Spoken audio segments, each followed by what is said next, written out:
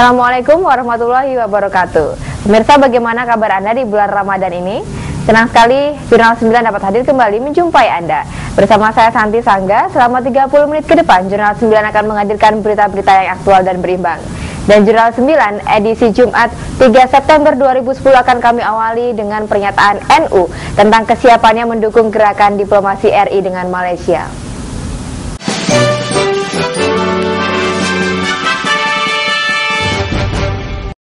Pemirsa, sebagai bagian dari warga negara Indonesia, Nahdlatul Ulama menyatakan kesiapannya mendukung gerakan diplomasi Republik Indonesia dengan Malaysia guna mempertahankan kedaulatan bangsa.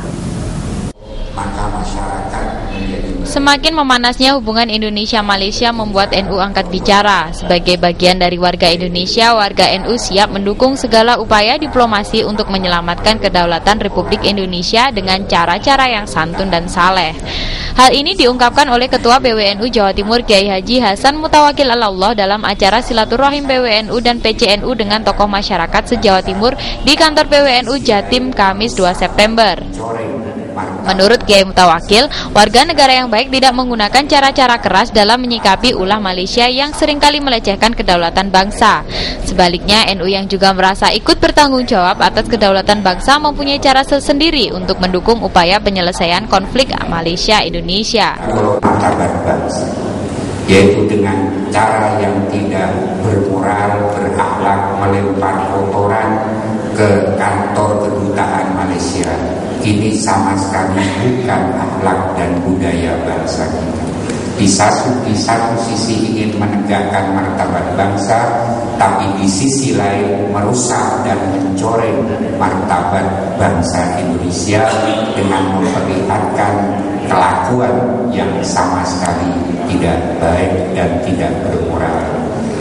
Terkait kami juga punya tanggung jawab untuk kedaulatan negara ini, tapi dengan tidak berdemo.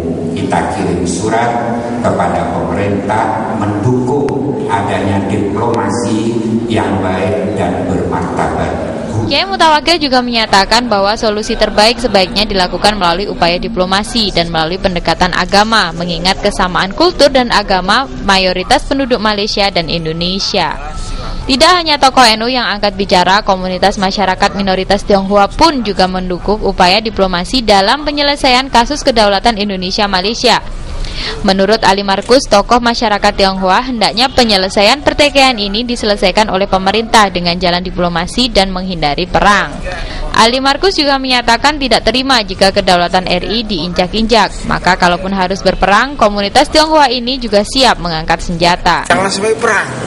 Kalau sampai perang, itu negara kita juga rugi. Malaysia juga jelas rugi. Tapi kita tidak takut. Kalau bisa diselesaikan secara diplomatik, secara internasional, biar dia dihukum. Kan ada hukum keadilan internasional. Kan ini presiden lagi nangani. Kita serahkan saja pada presiden yang kita pilih. Yang jelas komunitas Tionghoa juga nggak terima dong dengan ini. Oh, nggak terima, jelas nggak terima. Suruh kita ke medan perang, kita juga berani. Pak, tunggu perintahnya presiden. Surabaya, Vida TV 9 melaporkan. Kita beralih ke kasus curanmor. Sindikat pelaku pencurian kendaraan bermotor disertai dengan kekerasan dibekuk jajaran Satreskrim Polisi Resort Sidoarjo. Dalam menjalankan aksinya, 4 sekawanan pemuda itu juga tak segan-segan mencekik korban jika melakukan perlawanan. Sindikat pelaku pencurian kendaraan bermotor disertai dengan kekerasan yang biasa beroperasi dan mencari sasaran pengendara motor khususnya para perempuan di perlintasan jalan yang sepi dibekuk jajaran Satreskrim Polres Sidoarjo. Dalam menjalankan aksinya, 4 sekawanan pemuda itu juga tak segan-segan mencekik korban jika melakukan perlawanan. Penangkapan ini berawal dari laporan 2 korban perampasan yang melintas di Jalan Kusuma Wisma Tropodowaru. Korban saat itu dicekik oleh kedua pelaku dari belakang hingga terjatuh dan membawa kabur motornya. Tersangka lanjut dia juga menjelaskan kalau kendaraan bermotor hasil curiannya tersebut dijual melalui perantara. Setelah dikembangkan, polisi juga berhasil menangkap seorang penadah lainnya. Di daerah Jalan Wijaya Kusuma, Tropodo. Ada informasi laporan dari korban ini, kita identifikasi ciri-ciri pelakunya, kemudian kita amankan 2 orang pelaku. Setelah diamankan itu ditemukanlah motor korban. Korbannya mengetahui ya ini motornya, kemudian motor juga daripada pelaku diamankan. Jadi dalam hal ini ada 2 barang bukti yang ditemukan. Ya. Ini spesialis perampok motor, sasarannya jalan-jalan sunyi, kemudian juga orang korbannya rata-rata lemah, seperti cewek dilihat kotanya lemah ya itu jadi sasaran. Caranya merampok kan katanya mencekik gimana ini? Mencekik, jadi korbannya ini naik motor, korban naik motor dengan kecepatan pelan langsung dicekik dari belakang. Korbannya jatuh dari motor, kemudian motor dibawa lari oleh pelaku. Kemudian dari hasil pengembangan ini ada 7 TKP, ada jamret 6 TKP di wilayah Sidoarjo. Ya. Untuk kedua pelaku yakni AS dan UE dijerat dengan pasal 365 KUHP tentang pencurian dengan kekerasan. Sementara itu kedua orang pelaku lainnya yakni DY dan DW disangkakan dengan pasal 480 KUHP yakni melakukan perbuatan persengkokolan jahat atau penadahan dengan barang bukti 2 sepeda motor Yamaha Mio. Sidoarjo, Rohit Han TV 9 melaporkan.